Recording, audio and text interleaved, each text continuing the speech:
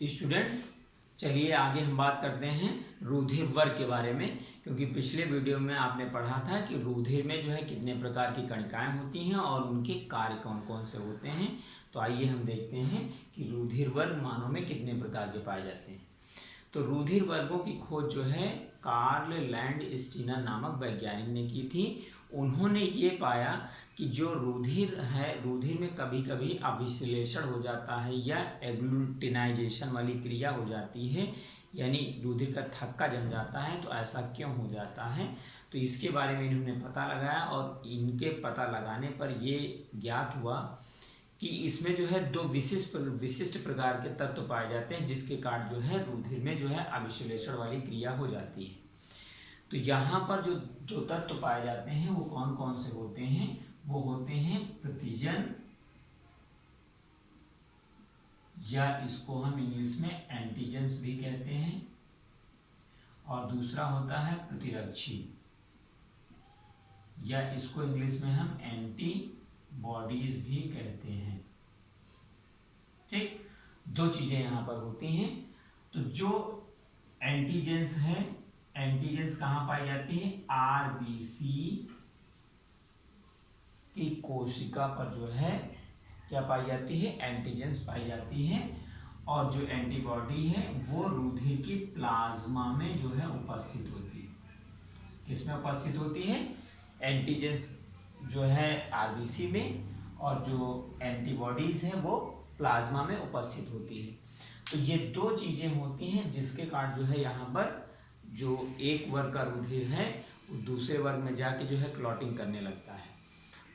तो सबसे पहले हम इस चार्ट को समझ लेते हैं कि इसमें कहाँ पर कौन सी एंटीबॉडी और कहाँ पर कौन सी एंटीजेंस पाई जाएगी। तो सबसे पहले मानव में जो है 4 प्रकार का जो रुधिर वर्ग है उसको जान लेते हैं। सबसे पहला रुधिर वर्ग कौन सा है, ए, और दूसरा कौन सा है, बी, तीसरा ए बी, और चौथा ओ प्रकार का रुधिर वर्ग पाया जाता है। यानी ए बी और ओ 4 प्रकार का रुधिर वर्ग है। तो जो रुधिर वर्ग ए है, ए में एंटीजेंस कौन सा है, ए पाया जा रहा है। ठीक, इसको हम कैपिटल से डिनोट करते हैं। और जो प्रतिरक्षी है वो कौन सी है, बी। यानी हमेशा ध्यान रखना है जो एंटीजेंस होगा उसके विपरीत जो है एंटीबॉडीज होगा, और उसको जो है स्मॉल लेटर से हम डिनोट कर लेंगे। इसको हम दूसरे नाम से भी जानते हैं, इसको अल्फा के नाम से भी जानते हैं। और भारतीयों में इनका प्रतिशत कितना होगा, 23.5, यानी 23.5% जो है ब्लड ग्रुप कौन सा होगा, ए पाया जाता है। दूसरा क्या है, बी ब्लड ग्रुप। तो बी ब्लड ग्रुप में एंटीजेंस कौन सी होती है, बी एंटीजेंस होती है, और प्रतिरक्षी कौन सी होती है, ए प्रतिरक्षी होती है, या इसको हम बीटा प्रतिरक्षी भी कहते हैं। और ये इसका प्रतिशत कितना होता है भारतीयों में, इसका 34.5% जो भारतीयों में इस रुधिर वर्ग, ये रुधिर वर्ग जो है पाया जाता है। तीसरा है ए बी। तो ए बी में एंटीजेंस कौन सी होती है, ए एंटीजेंस भी पाई जाती है और बी एंटीजेंस भी पाई जाती है, और इसमें कोई भी प्रतिरक्षी नहीं होता है। और इसका प्रतिशत कितना होता है, 7.5%, यानी भारतीयों में 7.5% ये ब्लड ग्रुप पाया जाता है। ब्लड ग्रुप ओ है, तो ओ में क्या है, प्रतिजन कोई भी नहीं होता है और प्रतिरक्षी दोनों होते हैं, ए तथा बी। ठीक, तो ये तो 4 प्रकार का ब्लड ग्रुप हो गया। तो जो 4 प्रकार का ब्लड ग्रुप है इसमें देख लीजिए क्यों क्लॉटिंग हो जाती है।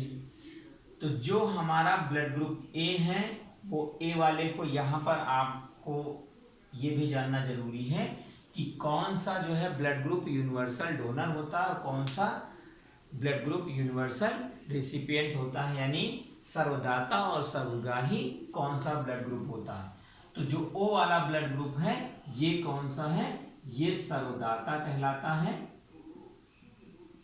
ठीक, और जो ब्लड ग्रुप ओ होता है ये सर्वग्राही कहलाता है। यानी ब्लड ग्रुप ए बी जो है सभी ब्लड ग्रुप को ले सकता है, और जो ओ है वो सभी को दे सकता है। यानी अगर कोई भी पेशेंट है उसको ओ ब्लड ग्रुप का रिक्वायरमेंट है तो वहाँ पर क्या है, ओ ब्लड ग्रुप वाला है तो वो केवल ओ ब्लड ग्रुप ही ले सकता है, यानी रक्त जो है ओ ग्रुप का होना चाहिए तभी उसको चढ़ाया जा सकता है, अन्यथा क्या होगी, क्लॉटिंग हो जाएगी। और अगर किसी भी पेशेंट का ब्लड ग्रुप ए बी है तो उसको चाहे जो भी ब्लड ग्रुप आप चढ़ा देंगे, कोई दिक्कत नहीं होगी। ठीक, अब दिक्कत कहाँ पर हो जाती है, देखिए यहाँ पर क्या है, जो एंटीबॉडीज होती हैं वो जो है विपरीत होती है, यानी यहाँ पर क्या है, ए वाले में बी है। तो जो एंटीजेंस है, अगर मान लो ब्लड ग्रुप ए वाले का जो है, यानी ब्लड ग्रुप ए वाला कोई भी पेशेंट है उसको बी वाला चढ़ाया गया, तो यहाँ पर क्या होगा, देखिए यहाँ पर ना तो एंटीबॉडीज मिल रही और ना ही एंटीजेंस मिल रहे हैं, यानी बी वाले में एंटीजेंस क्या है, बी है और एंटीबॉडी ए है, और इसमें क्या है, ए है और बी है, तो यहाँ पर कोई भी एंटीजेंस का मेल नहीं हो रहा है, इसलिए यहाँ पर जो है क्लॉटिंग हो जाती है। अब देखिए अगर बी वाले को कोई भी ब्लड ग्रुप चढ़ाया जाता है तो वहां पर देखिए जो इसमें एंटीबॉडीज कोई भी नहीं है, ठीक, तो इसको चाहे जो भी ब्लड ग्रुप चढ़ा दीजिए, ये कभी भी जो है रिवर्स नहीं करेगा, यानी दूसरे को जो है एक्सेप्ट कर लेगा, कभी भी उसको जो है डिफेंस नहीं करेगा, यानी इसमें एंटीबॉडीज कोई भी पाई नहीं जा रही, इसलिए वो जो है इसके विरुद्ध कार्य नहीं करेगा, तो इसलिए ये रिसीव कर लेता है। लेकिन देखिए यहीं पर ब्लड ग्रुप जो ओ है, ओ में दोनों एंटीबॉडीज पाई जा रही, ए वाली और बी वाली भी, इसलिए ये क्या करेगा, कोई भी यहाँ पर एंटीजेंस नहीं है, और कोई भी एंटीजेंस अगर यहाँ पर आता है तो इसके विरुद्ध ये कार्य करने लगता है, इसलिए यहाँ पर जो है ये किसी भी प्रकार के ब्लड ग्रुप को रिसीव नहीं करता है, क्योंकि दोनों जो है एंटीबॉडीज इस दूसरे पर कार्य करने लगती हैं और उनके एंटीजेंस को मारने लगती हैं, यानी एज ए फॉरेन पार्टिकल्स की तरह ये बिहेव करने लगता है और उसको मार देता है, और इसलिए यहाँ पर क्लॉटिंग हो जाती है, तो अभिश्लेषण की प्रक्रिया हो जाती है।